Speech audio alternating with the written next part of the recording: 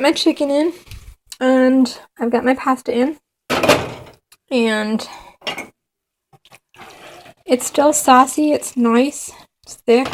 I think it's just a little too thick. So I'm just going to add a little bit of the chicken broth from my stock here, from my poached water in there, just to loosen it up just a little. And it might be enough. What, baby? Where are you? Where are you? I hear you. I don't see you. There you are. What? He's yelling at his carrier.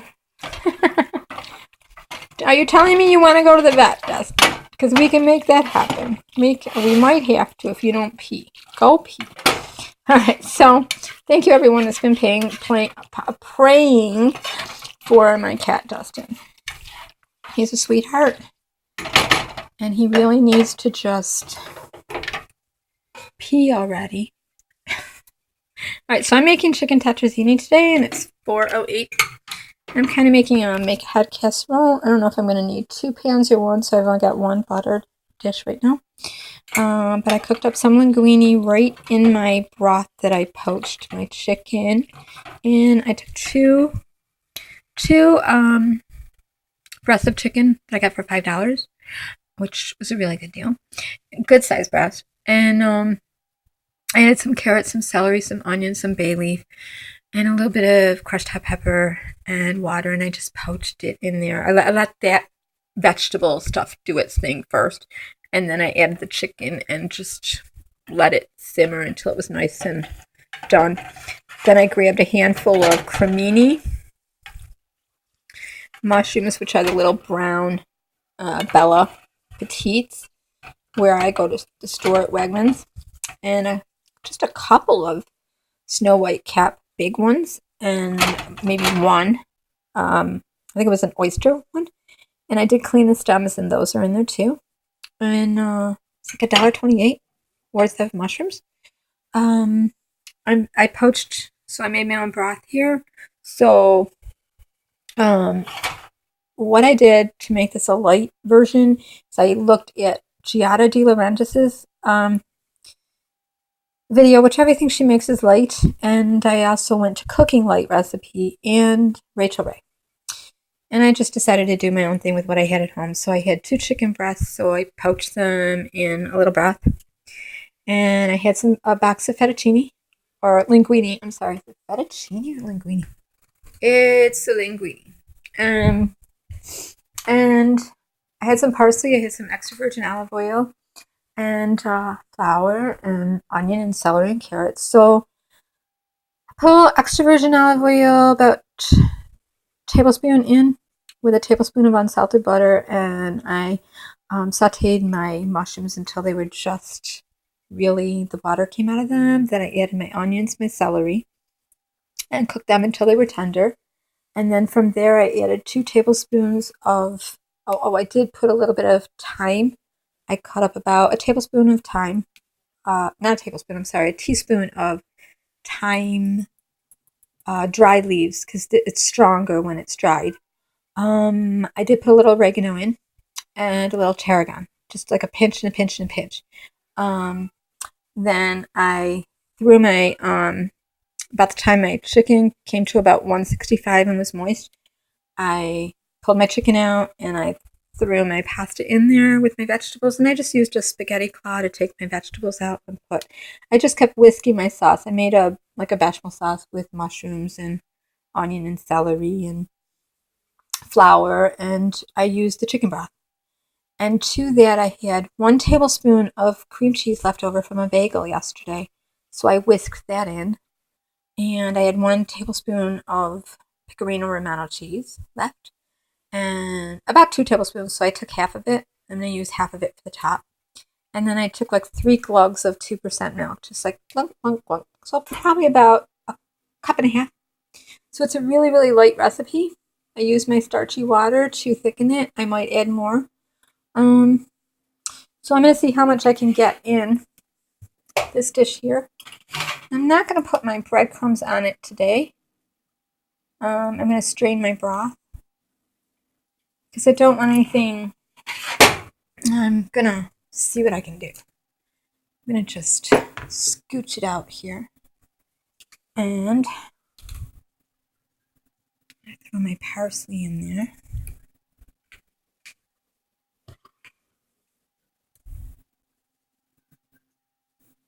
And that's the end of my parsley, I think. I have a little bit left over. It's fresh. And then, so I did put some crushed hot pepper in it. Looking really good. My chicken's in there, nice. There's my chicken right there.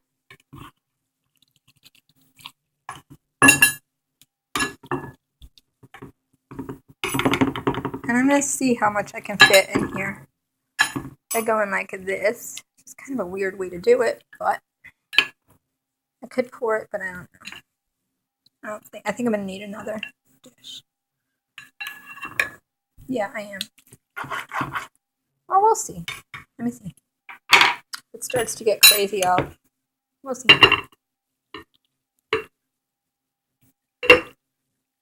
Nope, it's good. It's all gonna fit in there. And I'm gonna put it on a, because it would have been crazy to do that. I'm gonna put it on a cookie sheet.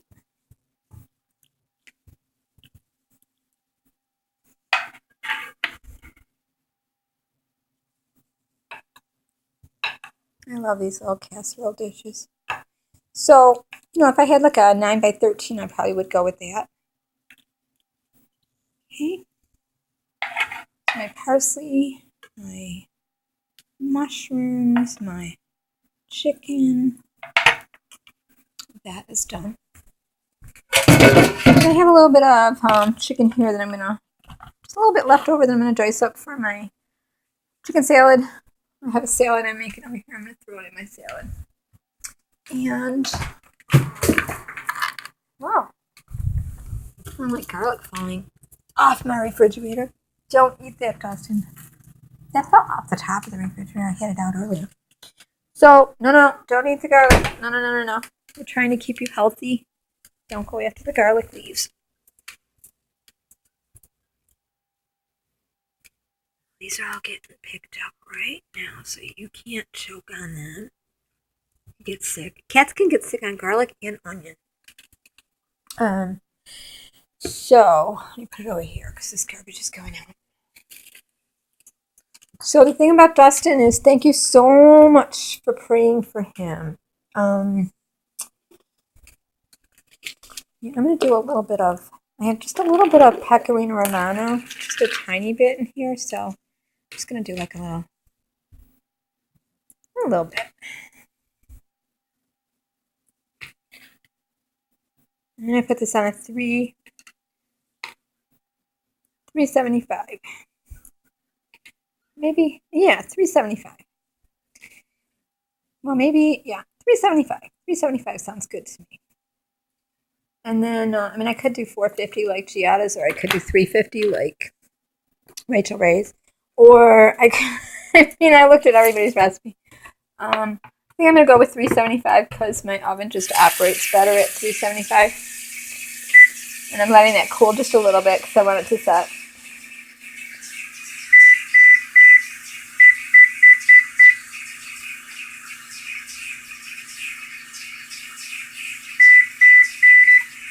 It doesn't take long for it to preheat it off. And I have what I call the runaway oven. It gets crazy hot really fast. And then other days you just can't even get it to do anything. It depends on how many people are using, like anything else in apartment living. It depends on who's using electric, who's using water, that kind of thing.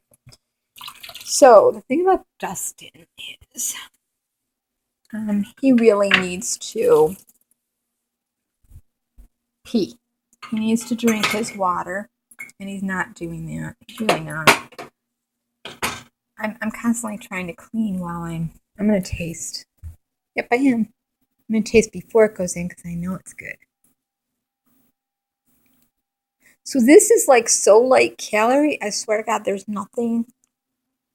There's like 2 tablespoons of flour in it, 2 tablespoons of butter, unsalted, and uh, homemade chicken broth, 2.5 ladles to 3, and about 1.5 cups of 2% milk, maybe.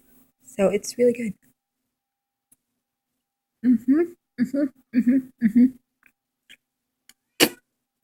Mm. Mhm. You could eat it like this, but don't. Let it cook in the oven. It's gonna be better. Um. So that's my mixed mash Giada de Laurentiis's,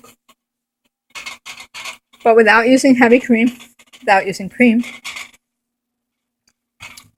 without using a canned, um, even if it's low sodium, without using a canned chicken broth. So I borrowed from Rachel Way, which I usually do because she's always cooking up chickens, by poaching the chickens. Um, I got a nice little stock going there, and I was looking for a stock to play with all month. So that's that. I'm always cleaning in between. Used to drive a cook I worked with at my dad's restaurant. It used to drive him absolutely insane that I would stop and be cleaning my work area constantly. Oh, God rest your soul, Jimmy. We did a lot of cooking together on the line. A lot of cooking. He taught me so much. And I was always stopping, like, he'd be throwing everything around, and then he'd wipe down the counter, and I'd be, like, behind him wiping it up again. He was like, let me cook the dish. Give me my tools back. Let me cook my dish. And I'm like, no. What? I know. This is how it's been. This is how it's been, guys. He's really not, what, honey? I know. I had to walk away from you so I could cook. He's had my 100% attention. This is his little carrier, and he does keep going to get in it. I think he knows he needs to go to the vet. He's only peed once in 3 days. That is not good. And he's mostly just pacing and crying, and then sleeping a lot. But he will let me touch his backside now. And he is walking better. He's not flicking that right leg up and flicking it. But when he's been pacing and crying, oh, baby, yeah. You have to go pee-pee. We listened to energy frequency healing for urinary and intestinal for him. Intestinal for me, him too. This little bump there, I don't know if you can see it. Now you have a bump on the left side from 3 years ago, and a big old bump on your right side. Yeah. And he really hasn't been eating a little bit of hard food, a little taste of wet food. I put a little water in his wet food just to make him get some water. Oh.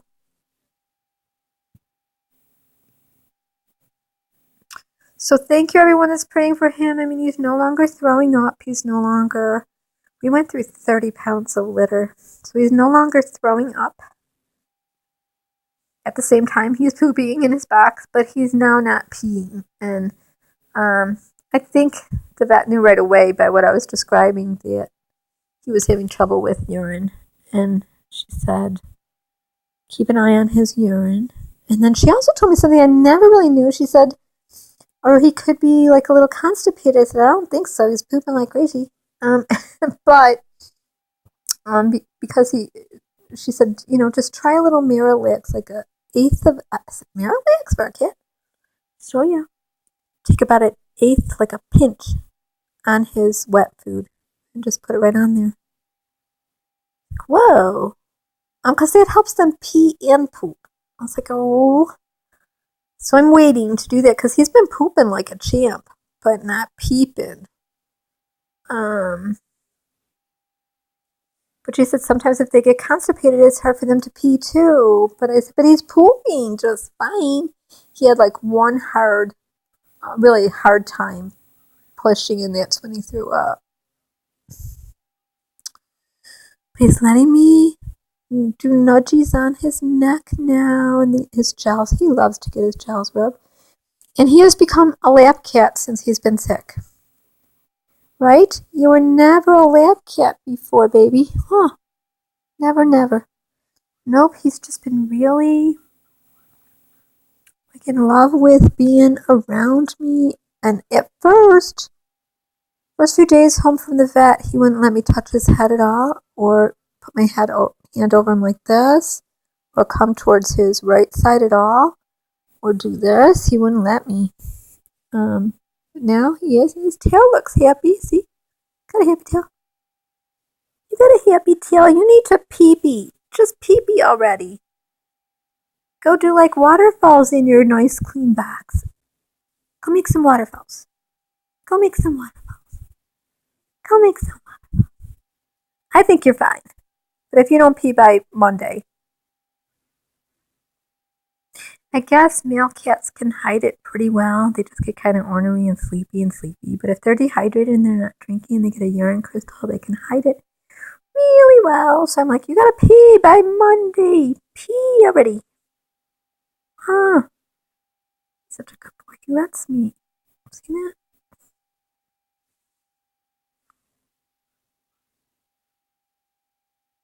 And give me kisses.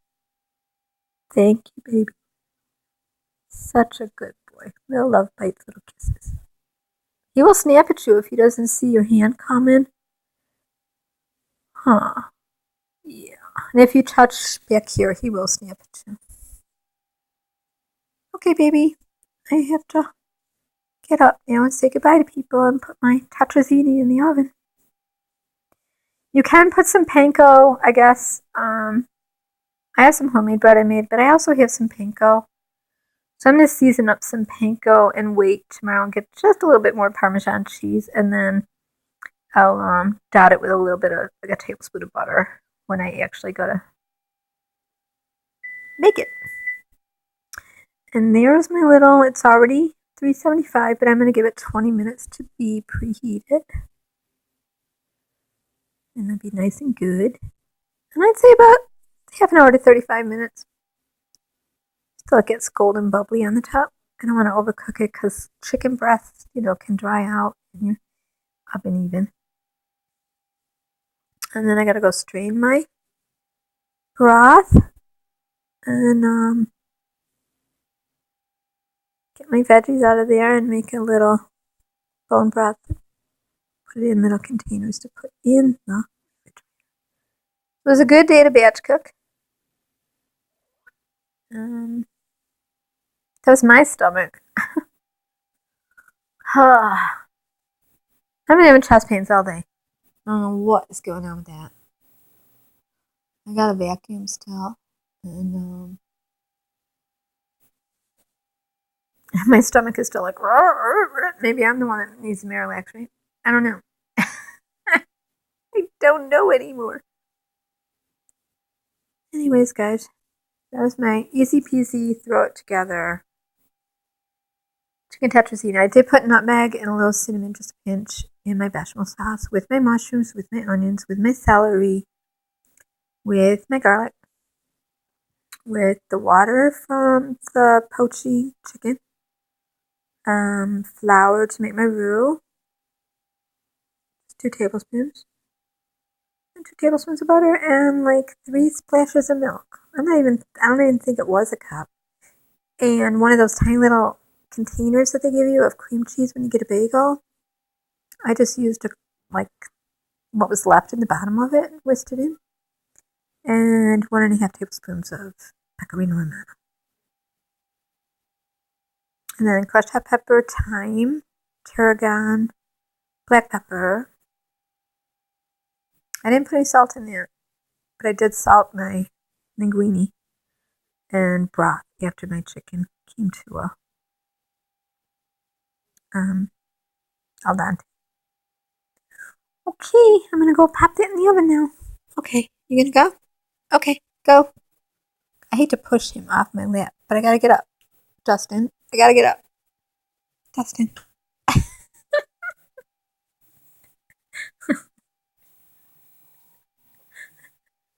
You're so funny. You're a trip, mister. Okay. That was a good little session of massaging your little head and butt and everything else. Yeah, I washed. Okay, so I'm going to put that on a cookie tray and wash up my kitchen. And I've had a pain in the right side of my chest, like right side of my chest all day. Is it raining out? Is that what you were yelling at? It's really windy out. That tree. We have a whole family. Oh, you're not going to get down? He's kind of avoiding landing on his leg. Oh, it's fly weather. Fly weather. It's just windy out there, but muggo. It's only 76 in here. You're not overheated. Okay, I'm going to go finish up in the kitchen. I got to wash my floor and do everything. I'll let you know how it turned out. I'll show it to you. Thanks for praying for Dustin. Thank you for continuing to pray for Dustin. Thank you. Have an awesome Saturday.